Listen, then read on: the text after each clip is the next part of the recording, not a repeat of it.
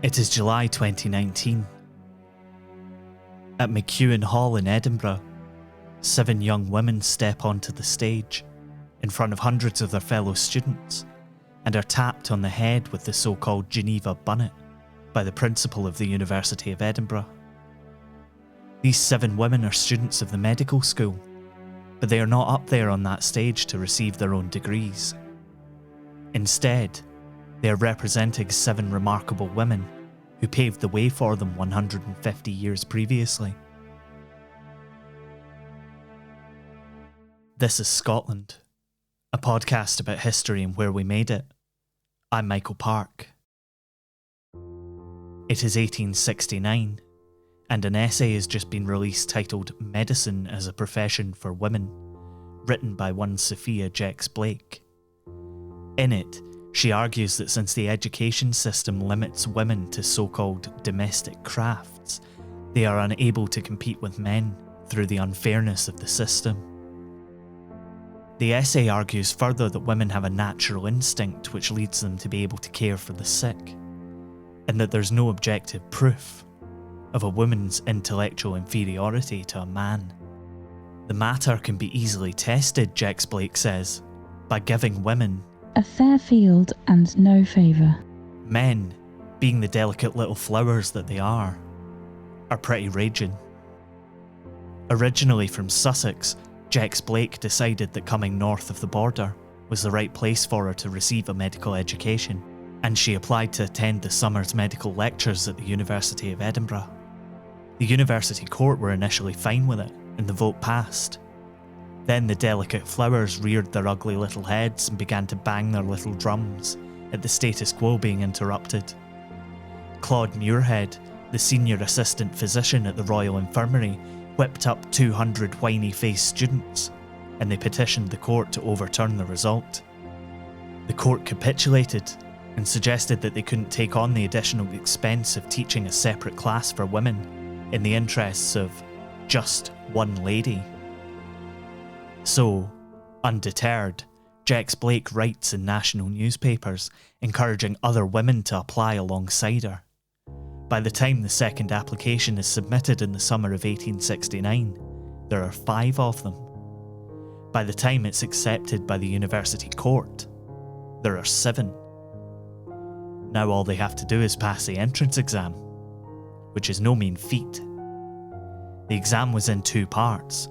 The first covered English, Latin and mathematics, and then for the second each candidate had to choose 2 subjects, from Greek, French, German, higher mathematics, natural philosophy, logic and moral philosophy. 152 candidates sit the exam on 19th of October 1869. 4 of the 7 top scoring candidates are women. The delicate flower of educational masculinity is wilting in the sun, and the Edinburgh 7, well, they haven't even enrolled yet. Of course, there are petitions, signed by some of the most prominent men of the university, whose arguments seem ridiculous to us, but at the time, they were also ridiculous. Robert Christensen, Professor of Materia Medica and Therapeutics, tells the University Court that the pure intellectual ability and stamina of women will lower professional standards. Sophia Jex-Blake, Isabel Thorne, Edith Pesce, Matilda Chaplin, Helen Evans, Mary Anderson, and Emily Bovell are now students of the venerated University of Edinburgh, whether Christensen liked it or not. It is a grand thing to enter the very first British university ever open to women, isn't it? But their problems don't stop there. The university decides to charge higher fees to the women, since their class size would be significantly smaller. After all, the men can't possibly be expected to learn in the same room as women, can they? And there's a loophole. It's in the wording of the court's decision. The university's lecturers are permitted to teach women. They are not required to teach women. Jex-Blake and her classmates have to arrange their own lectures. You see, there's a difference between breaking down the walls of oppression and discrimination and being accepted and welcomed into the establishment whose walls have just been knocked in. And I don't want to spend an episode knocking the attitudes of Victorian men and by proxy denigrating the achievements of these trailblazing Victorian women. But unfortunately, it was the insecurities of the pathetic denizens of the university which came to define the academic lives of the Edinburgh Seven during their time there. Male students would slam doors in their faces, howl at them, send them disgusting, threatening letters, behave aggressively, and generally show a lack of grace in the face of a new world. If you want an idea of what that's like, try asking any woman that has Twitter. But that didn't really bother the Edinburgh Seven. To be honest, they'd largely expected it. What they hadn't expected was to find themselves graded on a different curve to the men. They were taking the same classes, sitting the same exams, but the teachers of the University of Edinburgh made sure to limit their academic opportunities by grading harshly and making them ineligible to win prizes. And so it is April 1870. A debate is being held by the University Court on intermixing the classes and allowing the Edinburgh Seven and any subsequent female students to be allowed the same rights and privileges as their male counterparts. Professors Laycock and Christison are the arch snowflakes in this story, and their conspiracy theory-laden diatribes in the debate leads a Times reporter to remark in print, "It is the strongest argument against the admission of young ladies to the Edinburgh medical classes that they would attend the lectures of professors who are capable of talking in this strain."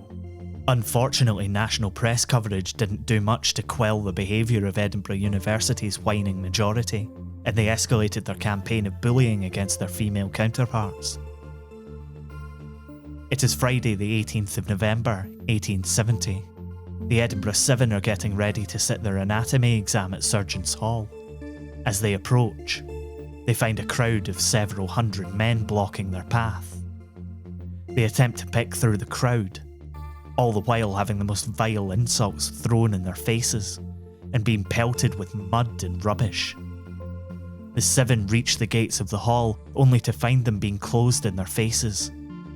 They were left to stand in the street, facing up to a braying mob of desperate, insecure little toads who were so threatened by seven women studying the same course as them that they came out onto the streets to cover them in the detritus of Edinburgh. The Seven are eventually allowed into the hall by a sympathetic student, and, if you can believe it, they sit the exam. Then when it's over, they decline the offer to be led out by a side entrance and walk out the way they came in, heads held high, much to the chagrin of the braying mob. Some supportive students walked them back to their lodgings, acting as bodyguards for them as they went about their revolutionary business. You know, the revolutionary business of receiving a higher education. The Edinburgh University magazine ran an article in February 1871 which concludes, "Let us here, however, simply in self-defence, state our firm belief that it is a sign not of advancing, but of decaying civilization, when women force themselves into competition with the other sex." By 1873, many more women are studying at the university, and the tide is beginning to turn towards common sense. But the Edinburgh Seven are still denied the right to graduate, despite having completed their studies. 5 of the 7 were eventually granted medical doctorates in the 1870s, and Sophia Jex-Blake, after a period of time spent establishing the London School of Medicine for Women, returned to Edinburgh and set up as the first female doctor in the city. She established a clinic for poor patients, and as soon as Scotland started licensing women doctors, she helped establish the Edinburgh School of Medicine for Women. Scottish universities finally began accepting female undergraduates across the board in 1892. And so, it is 2019. The Edinburgh Seven finally received their degrees from the University of Edinburgh, an institution that has now firmly taken these remarkable women to its heart. only 150 years too late.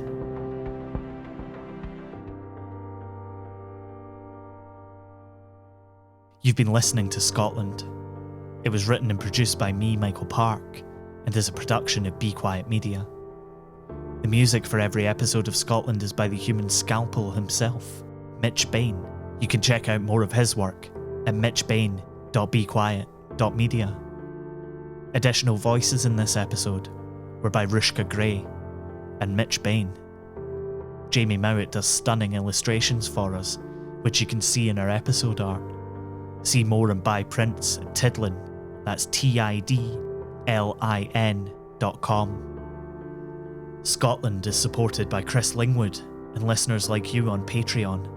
You can get loads more from us for as little as $2 a month at patreon.com/Scotland History Podcast. You can find out more about the show and read transcripts on our website, scotlandpodcast.net, and on Twitter, Facebook, and Instagram by searching Scotland, a Scottish history podcast. Thanks for listening. Look after one another. Wear a mask. We'll see you next time.